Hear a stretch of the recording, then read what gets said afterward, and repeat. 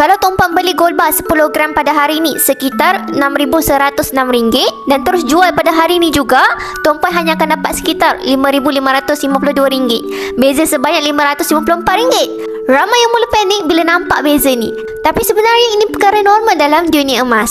Ramai sangka emas ni susut nilai, padahal emas tidak pernah susut nilai. Emas tu masih sama, beratnya tetap 10 gram, emas 99.9. Yang berbeza hanyalah harga jual dan harga beli yang kita panggil dia adalah spread. Spread ni adalah keuntungan kepada syarikat yang membeli emas tuan-puan. Contohnya, kalau tuan-puan nak beli emas di kedai dengan harga RM5,000, kemudian tuan-puan nak jual semula di kedai emas yang sama, pada hari yang sama, kedai hanya akan bayar semula pada RM4,700. Walaupun emas tu tuan-puan tak pernah pun pakai, masih di dalam kotak, perbezaan harga itu adalah komisen ataupun margin keuntungan kedai.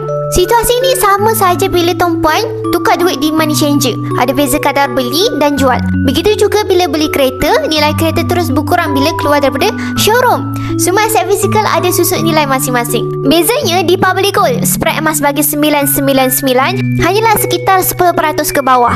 Lebih berat grad emas yang dibeli, lebih rendah spread emas. Malah boleh turun sehingga 6% saja. Lagi-lagi untuk 1 kilogram ni. Inilah sebab kenapa penyimpan emas bijak memilih syarikat emas yang menawarkan spread yang paling rendah supaya keuntungan mereka lebih tinggi dalam jangka masa panjang. Jadi sebelum mula menyimpan emas, kajilah kadar spread setiap syarikat. Lebih rendah spread emas, lebih cepat tuan-puan akan dapat keuntungan bila harga emas naik.